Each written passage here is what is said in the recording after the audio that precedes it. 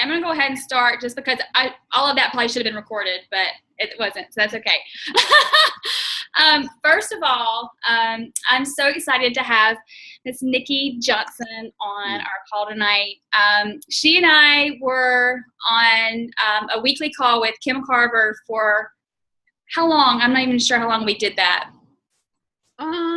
Few months. Yeah, it was like a few months, like maybe not even 6 months because he got promoted. So right. So each week on Monday we would meet up and kind of go through what we were going through, our victories and struggles and that sort of thing. So got to know her that way. And just so you know, this girl, 2-year anniversary with Beachbody, insane. She's a 9-star diamond coach for 2 years. And Success Club 10 All-Star Legend. She's number 18 in the company after 2 years, which is incredible. But what I love about her is that, she has a great presence on Facebook, number one. But in person, she's also very humble. Just like, we can chat and like, I don't feel like... I don't feel like you feel like you're better than anybody. Like you're just, you decided to go after it and you love the business and it shows. And it's, you're helping a buttload of people and you retired your husband in 2 years as well. Really? Yeah, it's pretty cool. So I'm going to real quick do a plug for Super Saturday. If you are not going, you have to go. I don't care if it's an hour or 2 hours away. I see Ronnie smiling. Because it's like a mini summit. It's like a mini leadership. It's something that you surround yourself with like-minded people, and it's something you have to go to. I don't care what you have to do, but you need to be there somehow, some way. So all that said, I'm going to shut up, and I'm going to let Nikki rule the rest of this call. So I'm going to be muting some of you from background noise. All right, go. Well, thank you for having me on the call tonight. And yes, I did retire my husband in March. That was my driving force. That was my big why. And that was really important to me. So I just put the pedal to the metal so I could achieve that goal really fast, which meant that I had to hit Success Club 10 plus every month.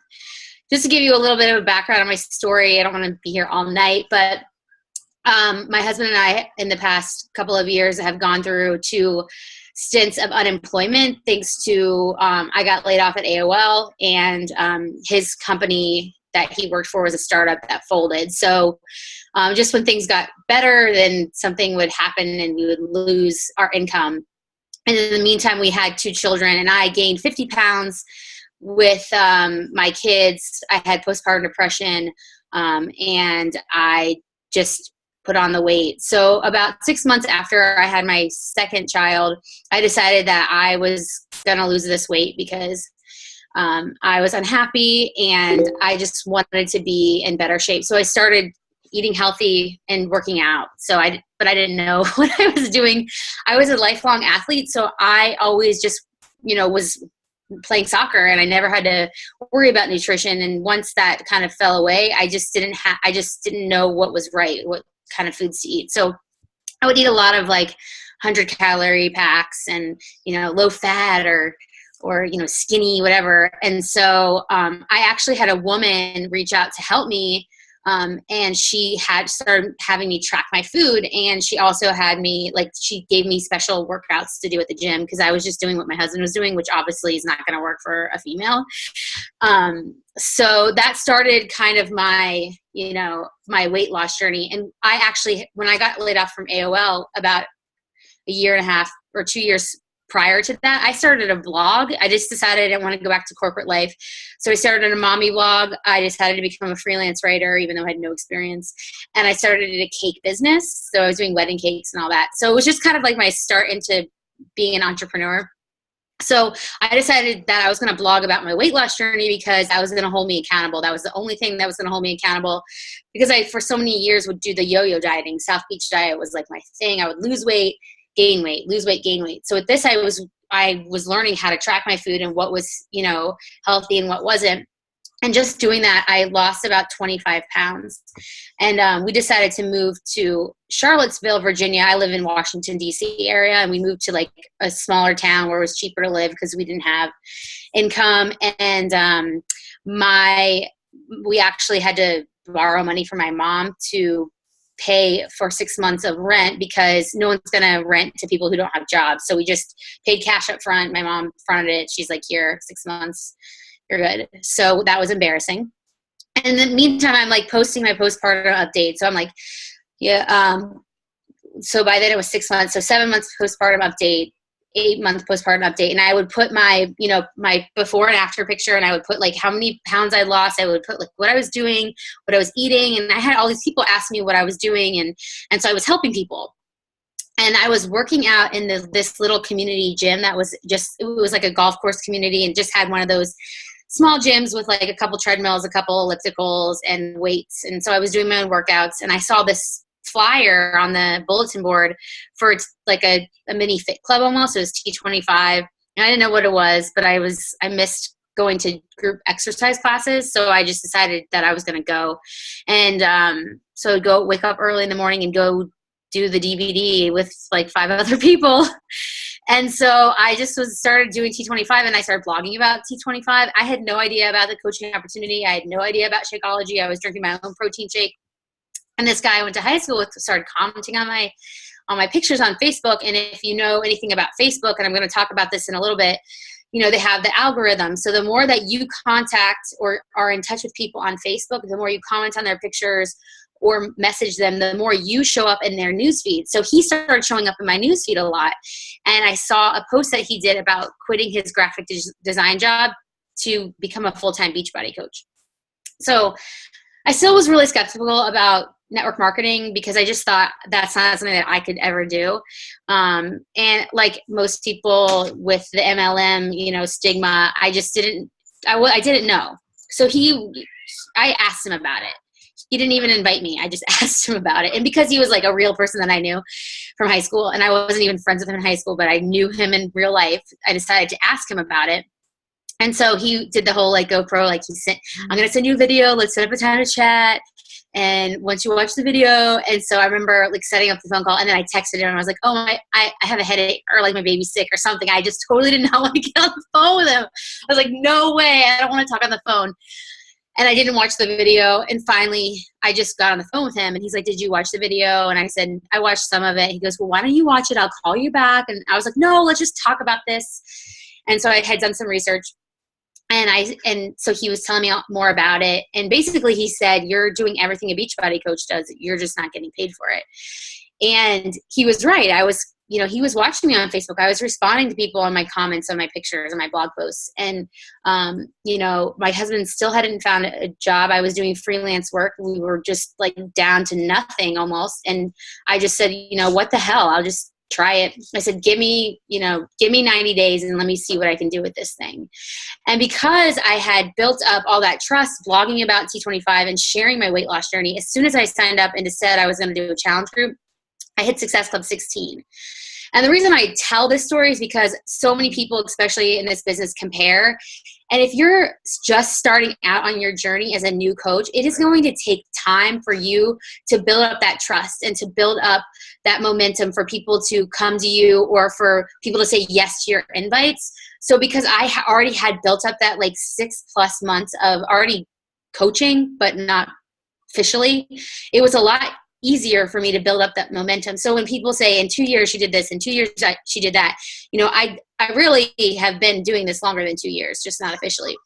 So I always like to share that story about how I became a Beachbody coach, because it just is, you never know where someone started out. Just like I know Scotty Hobbs started out he was already doing fit clubs without even being a coach. He didn't even really know about the opportunity. So you just never know where people started. But today I want to talk to you guys about growing your network, because this is something I'm pretty passionate about. And I feel like I started out with a really strong network and I've had to grow it, because obviously when we get into this business, some of us have really small networks and we have to grow our cold network sooner. And some of us you know, rely too much on our warm network. And then when we run out of people, we're like, oh shit, I don't have anybody to talk to. And I've hit Success Club every month, but now I'm not going to hit it because I didn't grow my cold market. So the very first thing that I have my new coaches do is I have them make their Facebook public. And I know that scares a lot of people, especially if you're private, but there are ways that you can set your Facebook so that you can have lists. So only certain people, like you can block certain people from posts. I know my mom did that. My mom, I say my mom a lot. She's one of my top coaches. She's almost a four-star diamond. And she had a full-time job before becoming a Beachbody coach, and she would put like all of her coworkers and her boss on this list. So every time she posted about Beachbody, she would block them from her posts. She's since quit that job and she's a full-time coach now, but yeah, so that's exciting. But that's one option. Or if you some people have jobs where they can't be public, and for them, I encourage people to really start a like page, or some place that they don't have to worry about, you know, their name. You can always have a different name for like your business.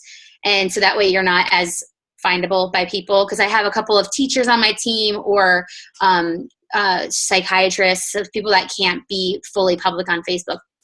But if you are public on Facebook, nothing that you've posted prior to going public will be public. So if you have like tons of photo albums, like I did, like tons of photo albums of my kids, like none of those are public. It's only moving forward. And you can also set it every time you post so that things are private or public. But what happens is when anybody comments on my picture shows up in their friend's newsfeed. So that's a way that I get a lot of people starting to follow me or that message me because they see their friends comment on my stuff.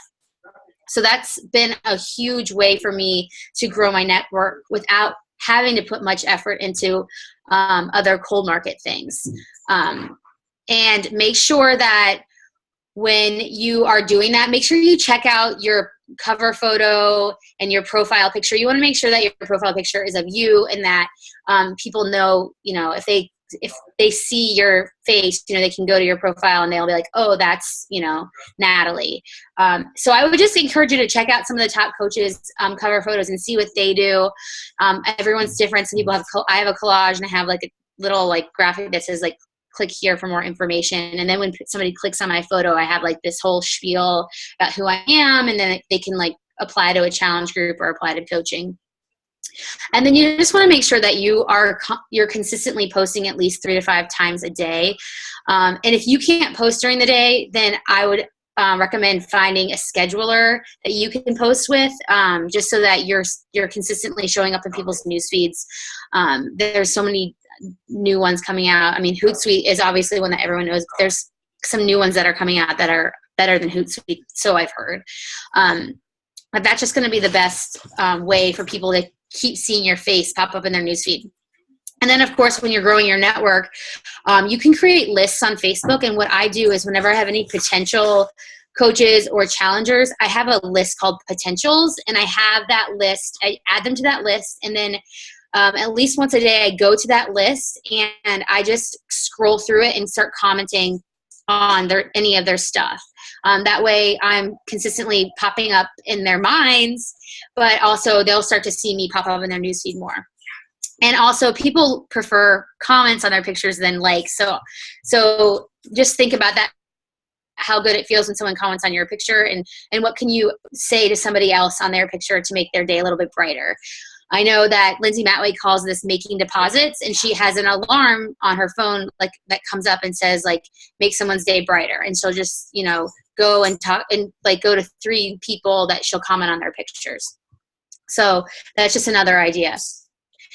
Now, adding new friends. You have to be careful with adding new friends because if you do too many in one day, then Facebook is going to give you a warning or put you in jail if you're not friends with them or if you don't have a lot of people in common with them.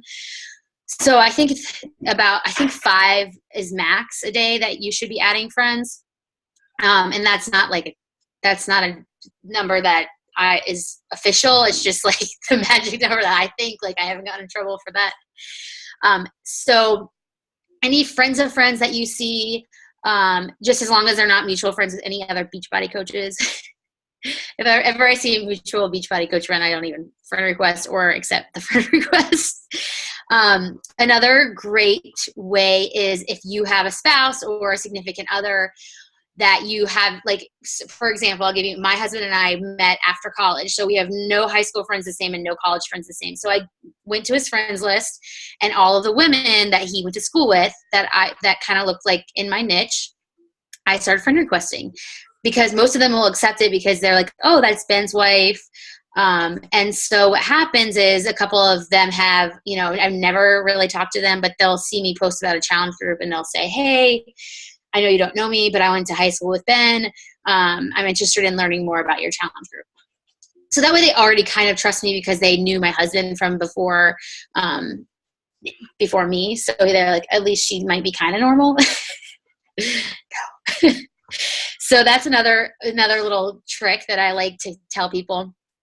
And then another way to add friends is to join groups that are not related to Beachbody. So a lot of people like to join like health and fitness groups, but usually those groups are filled with other Beachbody coaches. So think about things that you like in your life. Like maybe you're really into, one of my friends is really into Australian Shepherds. She rescues them, she trains them. And I can see on my Facebook, because you can see when friends join groups, like it's, Sarah's joined this group, and they're all Australian Shepherd groups. And what she does is she's not going in there and being like, hey, I have a challenge group. She's going in there talking about her Australian Shepherds, building relationships within those groups. So that way when she does send a friend request, those people trust her because they've seen her in that group consistently. So if you maybe you like sewing, or you like, it could be anything unrelated to Beachbody, and just creating value in someone else's life. Or like mommy groups, although a lot of mommy groups are filled with Beachbody coaches too. And I know I had Raina Odell on a call once, and she talked about you can use the Facebook search bar to search anything and find people with similar interests to you. And you can friend request them or send them a message so they can be in your area. You can get really detailed in the search. I have not tried that yet, but I know that she does that a lot. And it's kind of also a way to find more groups that you'd be interested in. My next way to grow your network is easy. It's wear and share. So if you have any Beachbody stuff, we're so lucky that we have such an exposure with the infomercials, because almost every time I wear anything Beachbody related, somebody asks me a question or somebody stops me. It's just a good way to kind of get the conversation going. And whenever you're out in public and you're talking to somebody about Beachbody, get their contact information. Don't give them a card, because usually they will not contact you. So you can give them a card, but make sure you get their information too. What I usually do is I just say, oh, are you on Facebook? I do this all the time at the playground. I'm like, oh, are you on Facebook? What's your name? And then I friend request them. And then they're now they're in my network. So, and then they can watch me post about my challenge groups. So that's the best way when you're out in public to strike up conversation, is just to wear something Beachbody related. They even have grocery bags now that you can take to the grocery store. Okay, what else? Ask for referrals. I have been really successful at getting referrals. Now, of course, if somebody's sending me a lot of referrals, I'm going to tell them to become a Beachbody coach, because why not, right? But at the end of every challenge group I have, I will encourage them, if they had a, great experience, which hopefully they have, to, refer any friends and family to me. And I have a referral program. So sometimes I'll send out emails to my current customers and just ask them how they're doing, and I'll tell them about my referral program. So this is an example of a girl. She's actually now a coach on my team, but she was in one of my very first challenge groups. I tried to get her to coach for over a year before she finally said yes. But I remember it was about a year after she had done my challenge group. I saw she had twins, and I saw on Facebook that she got a jogging stroller. So I sent her an email. I was like, hey, Jenny, how are you? I saw you got a jogging stroller. That's so awesome. I have one too. But I only had to push one baby, not two babies, just kind of little chit chat about her life that I'm watching her, I said, just want to let you know that I have a referral program. If you refer anybody to me who purchases a challenge pack and joins my next challenge group, I'll send you a $25 Amazon gift card. And so she really appreciated that. She's like, thanks so much. And she actually referred her sister to me. And then when she became a coach, I sent her sister back to her. So it's just a great way to, continually expand your network. And I think it's Eric Worre. He says, like, every person you meet has a network of, like, I don't know, hundreds of people. So if you just think about one person and asking, like, who they know. And another little trick that I'll sometimes use is, instead of directly inviting somebody, I will indirectly invite them. So I'll say, hey, girl, I have a challenge group coming up.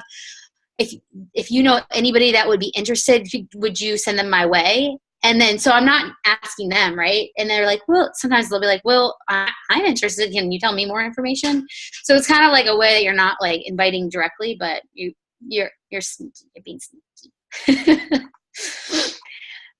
Okay, getting into growing your cold market with a social media platform.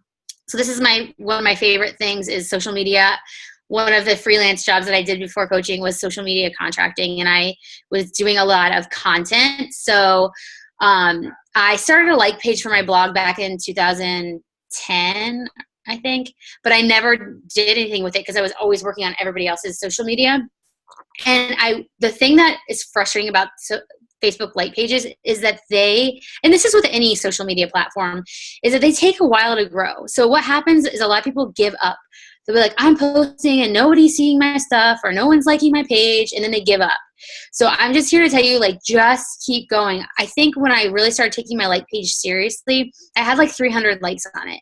And that was when I was, a fairly new coach. And now I have over 5,000 likes on it. So it's just being consistent day after day, posting, finding your niche market and posting things that they find of value, things that are funny, making videos. Make your like page really personal. If you're just posting like Pinterest graphics, which I do post, every now and then, but if they're not seeing your face, then it's going to be harder for them to connect with you and to trust you to buy your product. So there's quite a few free, you can go on YouTube and search like how to build a like page, how to grow a like page. There's so many free resources out there for you to grow a like page. Same with Instagram, Pinterest, YouTube, a blog. So I have my blog, I have a like page, and I have Instagram. Now my suggestion is to pick one or two that you really want to focus on and just focus on that thing. If you try to do everything and try to be an expert at everything, you're just going to be half-ass at all of it. So take it one day at a time. So like I really was really focused on my like page when I felt really confident in how to do my like page, how to run ads. Then I started focusing more on Instagram and how to grow my Instagram. And so that's kind of a new avenue that I've gone down. I've had Instagram since 2011, but I never was strategic about it until probably the last month or so. I've been really strategic about the content I put out on Instagram. And it's slowly growing. I did get one person in my sneak peek from Instagram, and I was very excited. So it just shows me that my hard work is paying off. It's taken a while for me to see traction, but if you just pick one thing that you really like, if you like blogging is really slow to grow too, and it takes a lot of time. You have to really be like, if you go to my blog right now, I haven't updated it in a little bit, but it's because it takes a lot of work. But I like having a blog to be able to send people somewhere with longer information that social media is so quick and so fast, and it's gone. So having a blog that I can constantly refer people back to, especially if you're getting a lot of the same questions, like what is a challenge group? You can have a post on your blog, what a challenge group is, and you can just be like, oh, funny you should ask, I have a post. And you can send them your challenge group post. So that's my suggestion to you, is just to figure out what you like, and then just do a lot of research about it, because there's so many free resources out there. The thing that you're going to have a hard time with is finding the time to watch the YouTube about the thing that you want to do. So many YouTubes. And you'll find that with coaching information too, right? It's like all the same information, but the rabbit hole of YouTube, you just keep going. So, and don't be afraid to spend money when you have, a little bit of a budget, because it's an investment to your business. And we have to start thinking about everything that we're doing as our marketing budget, right? Big companies have marketing budgets. This is, this is $1 million business in your hand. And so you need to think about what you can do to invest in your business and invest in your future business. And so I started doing Facebook ads in the beginning of the year, and I started out with a very small budget. And as my business grew and my income grew, I started putting more money into my ads campaign budget. And then, you start to see more return on your investment. So it's just kind of a constant, looking at the end of every month, what worked, what didn't. It's a hard thing to convert to because, a lot of the contacts that I find from my like page, they take time to get to know me and to get a relationship. So somebody that maybe came through my Facebook ad in December, I'm not going to get them in a challenge group or even to be a coach for like 6 months to a year later. It's just, this is a relationship business. And so we can't just expect to like throw up a Facebook ad and then immediately, get all our Success Club points. So that is all I have about expanding your network. Does anyone have any questions? I'm sure somebody does. One thing I took away from, I've never done blogging or anything, but at leadership, somebody said Melanie Mitro blogged for like, I don't even know the number. I'm just going to say 6 months before anybody even like responded to her blog. So if any, I'm not saying blog, but I'm just saying if you do blog and that's your thing, then know that it does take time, and it took her forever, and now you know where she is. But all right, we have a chat here. I think they said she had like 300 and something blog posts before. Yeah. Okay. There you go. Yeah. So if she's blogging every day, I mean, that's over a year. Yeah. It's hard to blog every day. So I've never blogged, so I don't even know, but I know that it does work for some people. So, what else? I know that somebody has something. Don't be shy. All right, Ursula. When you make boost and post of your like page, do you target random people or do you go with friends who like your page and friends?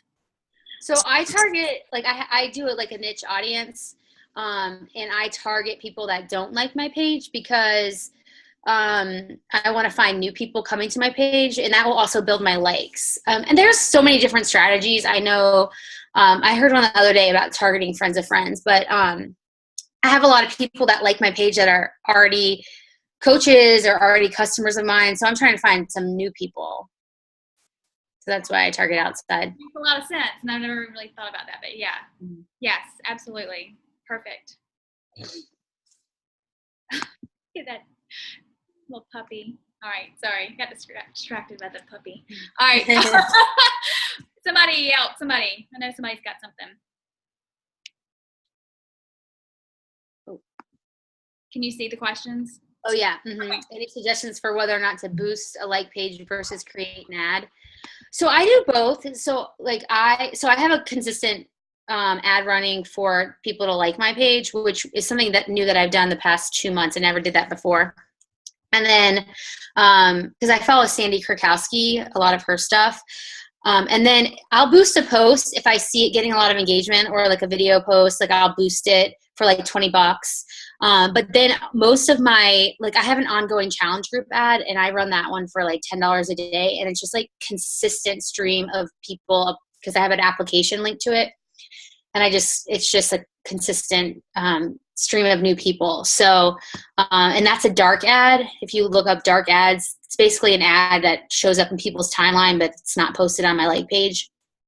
So that's what I do. Okay. Awesome. And I have way better luck with challenge group ads than coaching ads. So that surprises me. Your ads, or your, not ads, but your posts are very relatable. So as far as coaching. So. Yeah, well, you can't do before and after pictures and ads, and so, and then sometimes when you do coaching opportunity ads via Facebook, like you just get all the wrong kind of people. So I've been having more success with like finding the people who really need the programs and the Shakeology, and then having a good challenge group experience and then converting them into coaches. So it's a little bit longer of a process, but I feel like they make better coaches than the people who are just in it for the money. Right. I agree. And it's funny because a lot of people do the opposite. They do create, or they promote coaching first. They say this is your option coaching, and then if not, then you can be a challenger. But okay, I like that. All right, so there's one more question. Don't say sorry. You can ask more. So I did not connect with the new likes on my page, and or friend request them. I think in the beginning I was doing that. I would like send them a message. But now you have to like pay money to send messages, which I was doing. I was like paying the $1, but none of them would ever respond. So I will friend request some people who, if they respond, like comment on my ad. Because what happens a lot of times when I run my challenge group ad, people will comment under it instead of like filling out the application. So sometimes I will friend request those people. I just get, I don't want to friend request too many cold market people because I don't want Facebook to, flag my account. So I think it just depends on, what you want to do. Did that help, Ursula?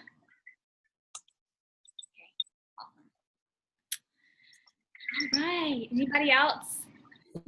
Nikki. I have a question. Oh. Okay. Go ahead. Go ahead. Okay, me. I was wanting to know, as far as other social medias, have you tried those? As far as like the Google Plus, Pinterest, Twitter? Because I know you mainly talked about Instagram and Facebook. So, I mean, I have all of those, but I don't spend my time on them. I do get a lot of people through Pinterest from my blog, but most of those people already have the programs, because on my blog, the most popular posts are the 21-day fix recipes and the 21-day fix anything, which they find from Pinterest. But I know that Meg Wazinski has I think it's on her YouTube. She has a Pinterest for Beachbody coaches training, and she gets a lot of her prospects from Pinterest. So I would check her out. I do not like Twitter. I've been on Twitter since it started, and I just never can get into it. But people love it. So I have no idea how to market Beachbody on Twitter, because it's like, it's like so fast.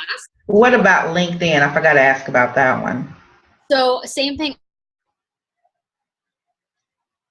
Actually, there was LinkedIn to find prospects, but I had no idea how, and I didn't, I'm on there because of past work experiences that I can't tell you the last time I went on there. Mm-hmm. But you might somebody might have a training like Beachbody coaches in LinkedIn, and you never know. And then what was the other one? Oh, Google Plus. I never actively, I don't necessarily know how many people use Google Plus as like the social media platform, other than to connect their other social media. I think it was, Google's hope to become the next social media platform, but I think it was kind of a bust for them. So, but I know it's linked to like YouTube. So anytime I publish a YouTube video, it goes to my Google Plus, but I have no idea about how to, run a business on Google Plus. But I'm sure there's trainings out there that you could probably figure it out. And then, there's